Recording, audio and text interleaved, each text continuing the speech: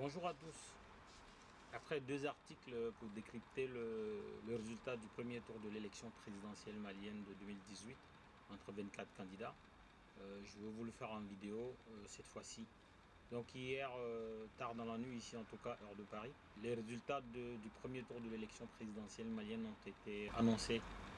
Et la première lecture qu'on en fait, c'est une avance considérable du président Ibrahim Boubacar Keïta qui a quand même plus de 2 fois le score de son poursuivant, qui n'est autre que Soumaïla Cissé. Il y a deux lectures sont possibles. On fait une première lecture absolue, c'est-à-dire qu'on prend les chiffres tels qu'on les a reçus, sans tenir compte de l'environnement qui est celui du Mali, sans tenir compte de ce qui s'est passé, de la campagne, de la gouvernance au Mali, et on analyse. Et donc, si on fait cette première analyse, on se dit que le président Ibrahim Boubacar Keïta a quand même fait un bond phénoménal. De 39% en 2013, il arrive à 42% en 2018, 5 ans après. Et quand on prend Soumaïla Cissé, de 19% en 2013, il chute à 17%. En 2013, 2 955 000 Maliens sont allés voter au premier tour.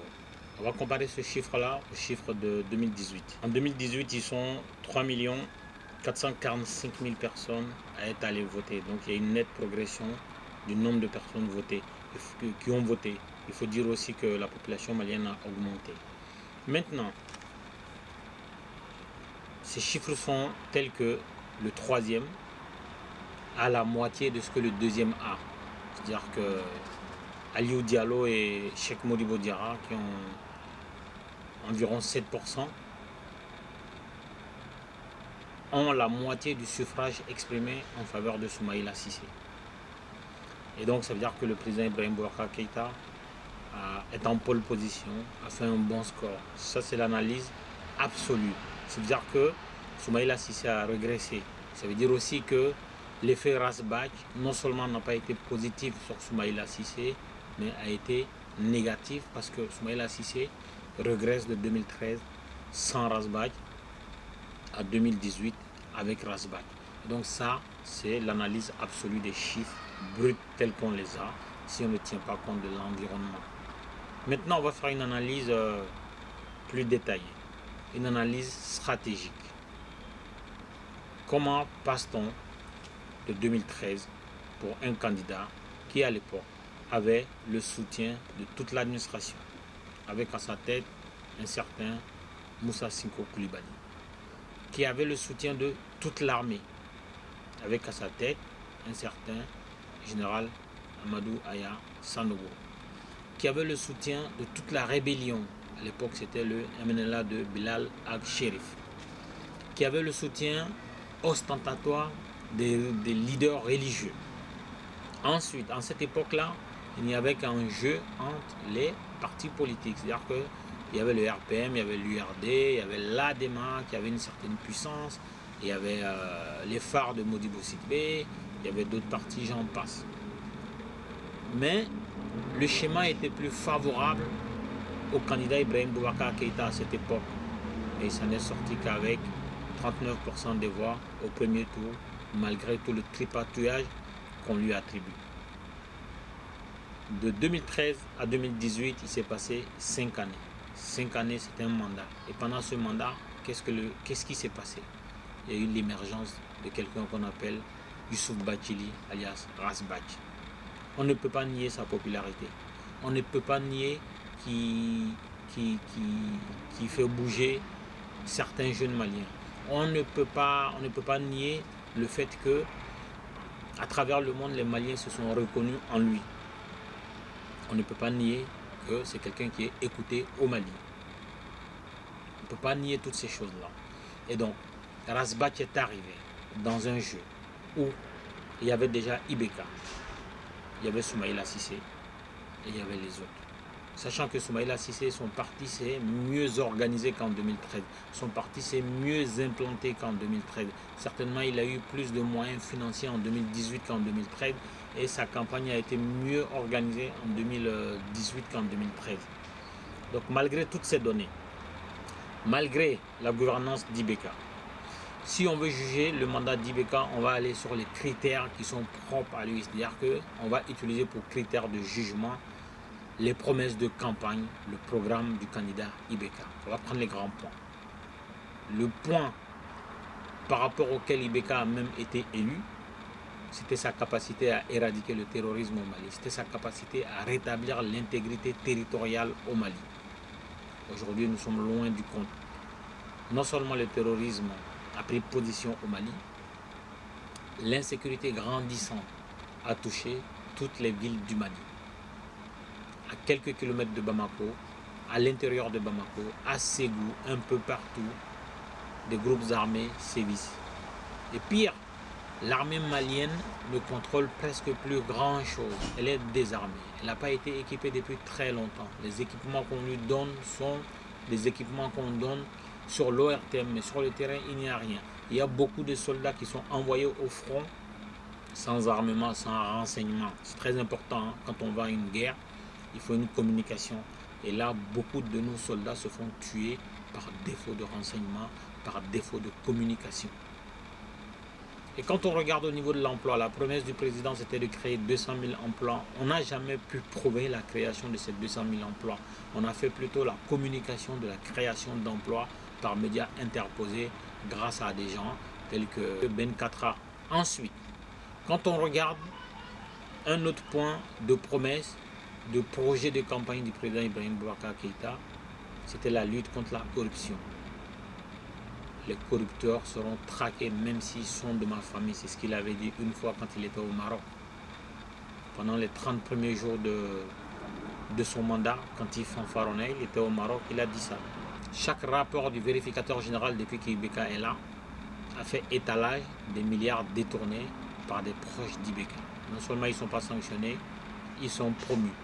Et donc, la promesse de lutter contre la corruption, non seulement elle n'a pas été tenue, mais la corruption s'est accrue à un rythme exponentiel pendant que la pauvreté et la misère au Mali aussi croient dans les mêmes proportions. Autant on a des milliardaires, autant on a des gens qui peinent à avoir $1 par jour pour vivre. Et donc ça n'a pas été respecté. Et au-delà de ces promesses, Ibeka a divisé les Maliens. Vous prenez les Maliens, quelque niveau que ce soit la jeunesse, que ce soit les artistes, que ce soit les religieux, que ce soit les Maliens de la diaspora, tout le monde est divisé en pro et en contre Ibeka. Et aujourd'hui,